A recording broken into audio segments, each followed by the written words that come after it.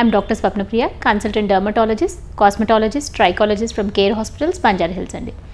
ఈరోజు మనము hair transplantation గురించి తెలుసుకుందాం. అంటే చాలామందికి హెయిర్ ట్రాన్స్ప్లాంటేషన్ అనగానే ఓన్లీ మేల్స్ చేసుకోవచ్చు, జెంట్సే చేసుకోవచ్చు హెయిర్ ట్రాన్స్ప్లాంటేషన్ అనుకుంటుంటారు. అలా కాదు, హెయిర్ ట్రాన్స్ప్లాంటేషన్ అనే ఆప్షన్ ఈవెన్ ఫీమేల్స్ కూడా ఉందనే విషయం చాలామందికి తెలియదు. దానివల్ల ఏంటంటే they are losing a golden opportunity of having good hair and cosmetic appearance అనేది దే ఆర్ లూజింగ్.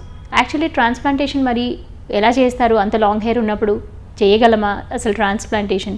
మరి వాళ్ళకి చేసినంత ఈజీగా మనకు అలాగే ఉంటుందా? రిజల్ట్స్ ఎలా ఉంటాయి? మరి ఎప్పుడు మనం న్యాచురల్గా హెయిర్ కనిపిస్తుంది? ఇలాంటి చాలా డౌట్స్ చాలామందిలో చూస్తుంటాం. యూజువలీ మేల్స్కి ఏంటంటే అడ్వాంటేజ్, హెయిర్ ట్రాన్స్ప్లాంట్ చేసినప్పుడు వాళ్ళకు హెయిర్ అనేది ట్రిమ్ చేసేస్తారు ఈజీగా. అంటే almost length of 1 to 2 millimeters హైట్కి చేసేసి they can pick up the hair from the back and then ఆ హెయిర్ని ముందుకు పెట్టేస్తుంటారు.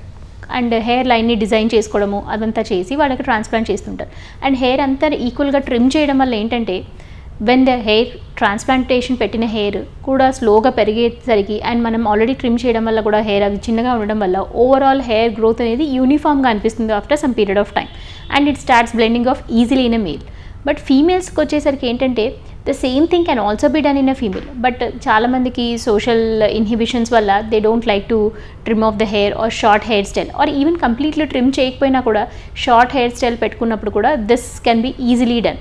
బట్ మాకు అలాగే ఉండాలి, హెయిర్ లాంగ్ హెయిరే అలాగే ఉండాలి, బట్ ట్రాన్స్ప్లాంట్ కూడా కావాలి అని చాలామంది ఫీమేల్స్లో ఈ నోషన్ ఉంటుంది. మరి అలాంటప్పుడు ఎలా చేయాలి? ఈ ప్రాబ్లమ్ని ఓవర్కమ్ చేస్తూ ట్రాన్స్ప్లాంట్ చేయాలి అంటే యూజువల్లీ ఏంటంటే ఫీమేల్స్కి హెయిర్ పికప్ చేసే ఏరియా అంటే వెనకాల ఉండే ఆసిపడ్ స్కాల్ప్ పార్ట్లో హెయిర్ని పికప్ చేయడానికి ఏం చేస్తారు, పైన హెయిర్ని కింద హెయిర్కి కొన్ని వదిలేసి మధ్యలో ఒక చిన్న స్మాల్ ఏరియా ప్రాబబ్లీ ఒక రెక్టాంగిల్ లాగా some around 5 to 7 or 10 centimeters అంత ఏరియాలో దే ట్రిమ్ ద హెయిర్ ఆ ఏరియాలో. సో దట్ ఈవెన్ ట్రిమ్ చేసినా కూడా మళ్ళీ మన హెయిర్ వెనకాలకు వదిలేసినప్పుడు ఆ ట్రిమ్డ్ పార్ట్ అనేది బ్లాక్ అయిపోతుంది. సో వాళ్ళకి అక్కడ నుంచి హెయిర్ పికప్ చేశానన్న విషయం ఎవరికీ అర్థం కాదండి. సో అలా ట్రిమ్ చేసిన హెయిర్ నుంచి they pick up the short hairs. ఆ షార్ట్ హెయిర్స్ని they will transplant to the front area. ఆ ఫ్రంట్ ఏరియాలో పెట్టేటప్పుడు కూడా లాంగ్ హెయిర్స్ ఉంటాయి. But still if patient is getting trimmed no problem, ఈజీగా చేసేయచ్చు. కాకపోతే వాళ్ళు ఉన్న హెయిర్ ఎగ్జిస్టింగ్ హెయిర్ మధ్యలోనే మనం హెయిర్ పెట్టాలి అనుకున్నప్పుడు then we'll have to do slowly parting the hair, separate చేస్తూ ఎక్కడెక్కడ డెన్సిటీ తక్కువ ఉందో అక్కడ మార్క్ చేసుకొని పర్టికులర్లీ ఆ ఏరియాస్లోకి వెనకాల నుంచి తీసిన హెయిర్ ముందుకు పెడతాం. సో మనం అలా పెట్టడం వల్ల ఏంటంటే ఒక బ్లాకిష్ బ్యాక్గ్రౌండ్ అనేది క్రియేట్ అవుతుంది ఈ హెయిర్ ట్రాన్స్ప్లాంట్ చేయడం వల్ల. సో మీ ఉన్న న్యాచురల్ హెయిర్తో పాటు ఈ హెయిర్ కూడా just they give a blackish appearance. But అందరికీ ఇది ఏదో చాలా పెట్టుకున్నట్టు ఆర్టిఫిషియల్గా కనిపించడం అలాంటిది ఏమి ఉండదండి. సో జస్ట్ ఒక హెయిర్ డై, సపోజ్ తక్కువ హెయిర్ డెన్సిటీ ఉండే వాళ్ళు హెయిర్ డై పెట్టుకున్నారనుకోండి, వాళ్ళ స్కాల్ప్ కూడా స్టెయిన్ అవుతుంది. సో దానివల్ల ఏంటంటే it gives as if an illusion of hair presents. Or hair fibres వాడుతుంటారు కొంతమంది ఫీమేల్స్, హెయిర్ అక్కడ డెన్సిటీ తక్కువ ఉన్నప్పుడు అంటే పాపిడి తీసే దగ్గర కానీ ముందు ఉండే ఏరియాస్లో హెయిర్ ఫైబర్స్ వాడుతుంటారు. సో ఈ అపియరెన్స్ ఆఫ్ ట్రాన్స్ప్లాంటెడ్ హెయిర్ కూడా హెయిర్ ఫైబర్స్ లాంటివి లుక్కే ఇస్తుంది and it doesn't look odd when you go outside అలాంటిది. Usually post of recovery time ఏంటంటే 2 to 3 days, అంతకంటే ఎక్కువ ఉండదండి. పోస్ట్ ప్రొసీజర్ చేసుకున్న తర్వాత they can resume back to all there normal routines with in 2 to 3 weeks, 2 to 3 days. But otherwise వాళ్ళు socially mingle అవ్వాలి, they are అంటే ఇంకా కొద్దిగా ఏదో వైట్ స్కాబ్స్ లాగా కనిపిస్తుంది అనుకున్నప్పుడు they might need probably 10-15 days ఆ స్కాబ్స్ అపియరెన్స్ పోవడానికి. సో ఈ యూజువల్ పోస్ట్ ఆఫ్ పీరియడ్ కూడా వాళ్ళకి ఎలాంటి ఇబ్బంది ఉండదండి. అంటే ఇంట్లో పనులు చేసుకోవడానికి ఇబ్బంది అవ్వడము, లేదంటే బయటికి వెళ్ళడానికి ఇబ్బంది అవ్వడం, వాటి గురించి ఎక్కువ కంగారు ఏం పడక్కర్లేదు. ఆర్ ఈ ట్రాన్స్ప్లాంట్ చేసిన తర్వాత ఈ హెయిర్ ఏంటంటే they will start to grow back.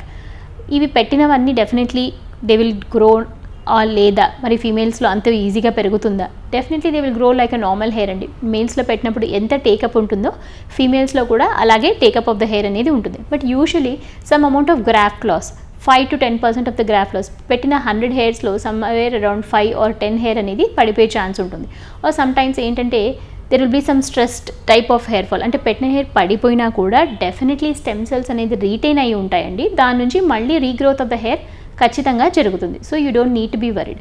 కాకపోతే రిజల్ట్స్ ఒకరిలో అంటే నా ఫ్రెండ్ చేసుకున్నారు, వాళ్ళకి అంత బాగా రాలేదు, నేను చేయించుకోను మేడం, నాకు అలాంటిది వద్దు అని చాలామందిలో నోషన్ ఉంటుంది. ద రీజన్ ఆఫ్ దిస్ ఏంటంటే రిజల్ట్స్ అనేది మెయింటైన్ అవ్వకుండా ఉండడానికి, uniformity of the transplant hair results అనేది ఉండడానికి రీజన్ అండి. ఫస్ట్ థింగ్ వాళ్ళు చేయించుకున్న ప్లేస్, ఎక్కడ చేయించుకున్నారు, ఎలాంటి డాక్టర్తో చేయించుకున్నారు, how well trained they are అనేది చాలా ఇంపార్టెంట్.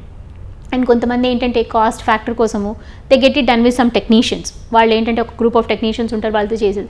సో దాంట్లో ఏంటంటే though the transplantation is done అండి, ఏంటంటే హెయిర్ పికప్ చేసేటప్పుడు ట్రాన్సాక్షన్ ఆఫ్ ద రూట్స్, అంటే రూట్ దగ్గర హెయిర్ కట్ అయిపోవడము, ఆర్ జస్ట్ వాళ్ళు ఓన్లీ హెయిర్ పైన ఉండే హెయిర్ పార్ట్ వస్తుంది, కింద ఉండే రూట్ పార్ట్ కరెక్ట్గా రాకపోకుండా ఉండడము. అండ్ ట్రాన్స్ప్లాంట్ చేసేటప్పుడు 2 to 3 hair groups of hairs ఉంటాయి. హెయిర్ ఫాలిక్యులర్ యూనిట్ అంటారు, we do it as FUE, follicular unit extraction అంటారు. So we extract the hair as a unit అనమాట. 5 to 6 హెయిర్ ఉంటాయి, కొంతమందికి 2 హెయిర్ ఉంటాయి, కొంతమందికి 1, 3. It depends upon the individual personal density, ఎంత థిక్గా ఉన్నాయి హెయిర్ అనేది. So when you are picking up the hair, ఆ గ్రూప్ ఆఫ్ హెయిర్ లాగా వస్తుందా, ఏ మిగతా హెయిర్ కట్ అవ్వకుండా వస్తుందా, రూట్ అనేది డ్యామేజ్ అవ్వకుండా పికప్ చేస్తున్నారా, అండ్ పెట్టడం. ఆ పెట్టేటప్పుడు కూడా they should be at an appropriate depth and direction of the hair. ఎలా అంటే అలా డైరెక్షన్ పెట్టేసరికి that will not give a natural appearance. And density దూరంగా పెట్టినప్పుడు కూడా అది గుడ్ కవర్, మీరు చేసుకున్నా కూడా ఆ స్కాల్ప్ కవరేజ్ అనేది లేకపోయినప్పుడు యూ ఫీల్ డిసాటిస్ఫైడ్. సో ఈ ఫ్యాక్టర్స్ అన్నీ డిటర్మిన్ చేస్తాయండి, ఎంత డెన్సిటీలో పెట్టించుకున్నారు, ఎవరు చేశారు procedure, and post procedure care. Post procedure కేర్లో ఏంటంటే many times I hear from the people, transplant చేసుకున్నాక ఇంకా మీరు ఏం లోషన్స్ వాడుకోకర్లేదు అన్నారు మేడం, అందుకోసం మేము ఏం వాడలేదు. మనం చేసిన ట్రాన్స్ప్లాంటెడ్ హెయిర్ డెఫినెట్లీ ఉంటాయండి, కానీ మనకు ఆల్రెడీ ఉన్న హెయిర్ అవి స్ట్రెంథన్ అయ్యి అవి ఫర్దర్గా లాస్ అవ్వకుండా ఉండడం కోసం we definitely will need to do further hair treatment, like only lotions. ఏమి ట్రీట్మెంట్స్ అంటే సమ్ హైఫై ట్రీట్మెంట్స్ ఏం అక్కర్లేదండి, మినిమల్ సమ్ హెయిర్ సీరమ్స్ కానీ మినాక్సిడిల్ బేస్డ్ లోషన్స్ కానీ definitely you need to continue for some certain period of time, at least for 6 months to 1 year, ఇమీడియట్గా transplant చేసిన hair బాగా పెరగడానికి. కాకపోతే తర్వాత beyond that time why are we using this hair lotions and serums, దీనివల్ల ఏంటంటే already మీకు ఉన్న పాత ఎగ్జిస్టింగ్ హెయిర్ అనేది ఫాల్ అవ్వకుండా ఉండడానికి, ఆ హెయిర్ అలాగే రీటైన్ అయ్యి ఉండడానికి కూడా you need some hair serums and supplements. So ఆ రీజన్ కోసం we might need to continue this minoxidil based lotions even after transplant.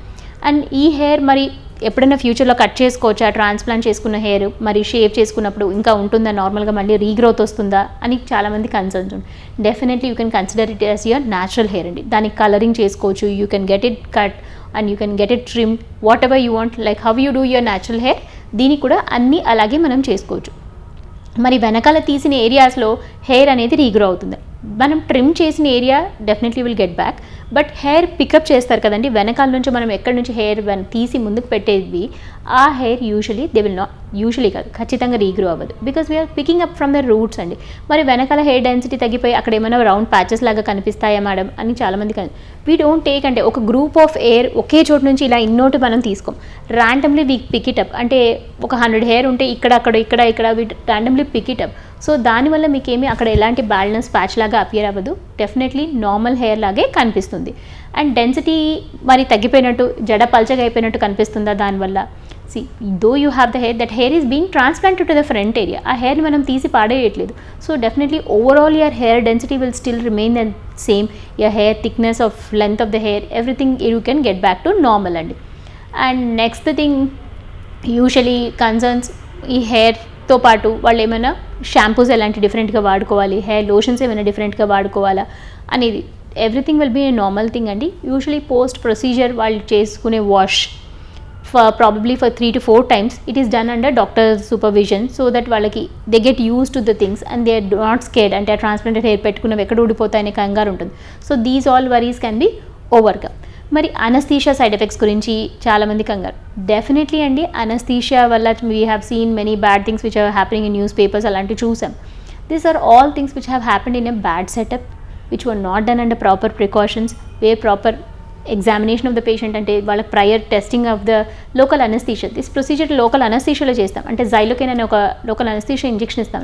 You have to do a testing of patient ఏమైనా anaesthesia ఇంజెక్షన్కి allergic ఉన్నారా అనేది మనం తెలుసుకుంటే this all adverse effects అనేది మనకి problem ఉండదు, ఎలాంటి ఇబ్బంది కూడా ఉండదు. So just this procedure is done under local anaesthesia, అంటే మన తల చుట్టూ ఇంజెక్షన్స్ లాగా ఇచ్చి ఆ ఏరియాలో మాత్రమే మనము మత్తులాగా వచ్చేలాగా చేస్తాం. And patient is completely awake during the procedure. And post procedure recovery కూడా, అంటే పెద్ద డౌన్ టైం ఏమి ఉండదండి. అనస్థీషియా వల్ల వాళ్ళకి తర్వాత రికవర్ అవ్వడానికి ఎన్ని రోజులు పడుతుంది, ఇంకెన్ని రోజులు మత్తుగా ఉంటుంది, అలాంటి ఇబ్బంది ఏమి ఉండదు. ఒకసారి మనం ఇంజెక్షన్ ఇచ్చామంటే ప్రాబబ్లీ ఫర్ 5 hours కంటే ఎక్కువసేపు ఈ అనస్థీషియా ఇంజెక్షన్ వర్క్ అవ్వదు. And you will not have any post AAP problems related to anaesthesia. Only thing any allergic reactions to anaesthesia ఉందా లేదా అనేది మనం చెక్ చేసుకుంటే మనకు తర్వాత ఎలాంటి ప్రాబ్లమ్స్ ఉండదు. So definitely even a female patient is also having an option of hair transplantation అనేది తెలుసుకోండి. ఎందుకంటే మీకు మిగతా లోషన్స్ వల్ల కానీ, పిఆర్పి వల్ల కానీ, or some other hair therapies వల్ల మీకు హెయిర్ రావట్లేదంటే మీరు డిసప్పాయింట్ అవ్వక్కర్లేదండి. If you have a good density in your hospital area, female patients కూడా హెయిర్ ట్రాన్స్ప్లాంటేషన్ చేసుకోవచ్చు.